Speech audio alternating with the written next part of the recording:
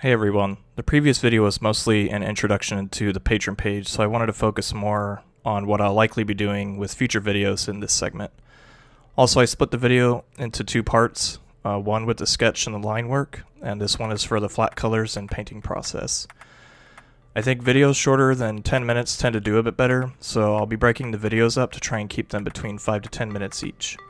This character is named Aniah. She was the star of the indie project that I headed up for a couple years named Gaimoria. Unfortunately, I called the project off due to funding and scope concerns, but there was still a fairly vast world that I had started to create with characters and creatures, NPCs, and writing lore, building the world, and all its various locations. The game was meant to be a top-down action-adventure game similar to Secret of Mana on the Super Nintendo, or if you're familiar with the Diablo games, it was supposed to be similar to those as well. The quirk with Gaimoria was your character was going to have 3 pets that traveled with her, and you would use them for most of the combat. We'd started creating a pretty interesting system of pet battles and how their abilities would interact to create beneficial situations to help you throughout the game. It would have been a game with a relatively high skill cap, as managing your character and 3 pets simultaneously in real-time combat would have been a pretty big challenge in itself, not to mention you're trying to do all that while fighting enemies. I recently played the hell out of Pillars of Eternity 1 and 2 and I loved them. I think Gaimoria probably would have fared well with a real-time pause system like the Pillars games. It would allow you to issue commands to your pets while paused, and then you could unpause the game and see the actions take place, and then you could repause the game again and issue more commands. It's actually a pretty fluid system that I liked a lot. However, the issue is that by doing that, we'd essentially be adding an entire new layer of complexity to the design of the game, which I said the scope of the game was too big originally, particularly since there was only like 2 or 3 of us working on it at any given time. The premise for the story was the world of Gaimoria was a dream world, which is what allowed Aniah to use special abilities and command fantastical pets to do cool spells. The world was also inhabited by countless races, most of them anthropomorphic. Since there was so much content and history that we had started to build, it's very likely that I'll continue to do more Gaimoria related time-lapse videos, as it's now kind of become more of an art project of passion, and it's not an indie game anymore. I also kind of wanted to maybe just do an art book with it, because there's a lot of art that I created, and like I said, lore written, so it might be kind of cool to do just like a lore and art storybook of some sort. After spending a couple hours on clean lines, I move on to filling in all the flat colors. I create a group below the line work and start filling in a solid color across the entire character. What I'm essentially doing is creating what's called a clip or clipping mask. It's kind of a fancy way of saying that it helps you like stay in the lines when you color, and it helps you keep things really orderly and clean in your file.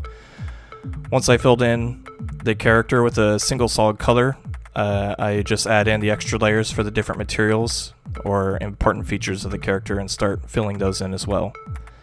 This is an easy way for me to go back and adjust the hue or saturation of certain elements if I ever want to change my mind.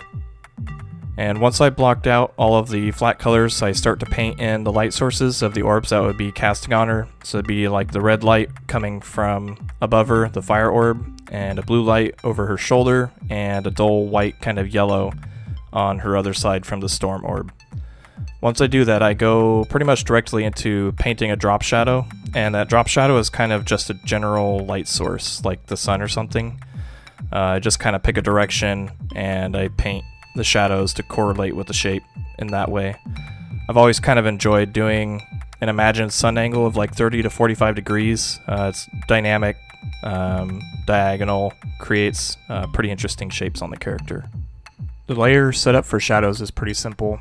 I create a layer filled with black, and I set the opacity between 30 to 50%, and then I apply a mask to it, also filled with black. What this does is it creates a layer filled with black that you can't see. So then when I start painting white on the mask, I can control where I want the shadow to show up. Technically, you could just paint black without using a mask, but because I've grown into the habit of using non-destructive methods where I can, I prefer to use a mask. What I mean by non-destructive, it means you're trying to retain as much control over the work as you can for things you may want to edit later. For example, if you painted something you like and then you did a hue saturation change, saved the file, closed it, and then you opened it up the next day, what if you changed your mind about the color? You can't really go back unless you know exactly what settings you had tweaked the day before. Instead, what you could do is make a hue saturation adjustment layer, which allows you to do the exact same thing as doing just the hue saturation change. But you can always tweak that adjustment layer whenever you want. So if you were to come back to that piece a day later and you change your mind about the color, you could just delete the adjustment layer, or you could tweak the adjustment layer, or do whatever. You could just be right back to where you were the day before. There are many ways to work non-destructively, and adjustment layers and masks are two of the most powerful tools to do so.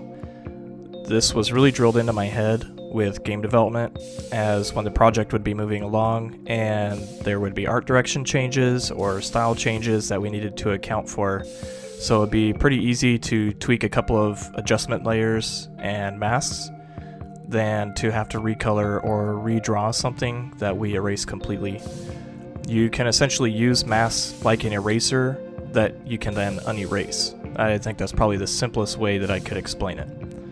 I'd really recommend you check them out, play with them, and I'm probably going to add that to my list of things that I'll dive deeper into. That way I could show you how powerful using adjustment layers and masks are. And you can even put masks on adjustment layers. With this process, I also like to do some big gradients that affect the entire character. I do a soft lighter gradient from up above, and then usually a darker gradient below, or I might do like a blue color or a purple color, something like that. Just kind of a cool color from the bottom to offset what I usually like to do is like a warm, lighter upper gradient. This helps the character feel grounded in the piece, and it draws a bit more attention up to their face. I have this process that I like to do on Gaimoria work, where after I finish the line work and the basic color flats and drop shadows, I would try to spiffy it up a bit and make it look like more pretty. The artist Ross Draws, he's a pretty popular YouTuber. He likes to use color dodge in a certain way to kind of draw your attention and kind of make it look, pretty. Everyone has their own little thing that they like to add. You could do it with like God rays or soft lighting, little highlights on lips and eyes, or metallic materials. It's just things to kind of polish it up and add at the end that really just makes it feel finished. As you watch the 3 orbs develop, you'll see I do a lot of Photoshop trickery to get the fire orb to look how I want it to, and it's something I just kind of discovered on my own when I was working on Infamous Second Son. I was doing some concept art on potential powers for Delsin.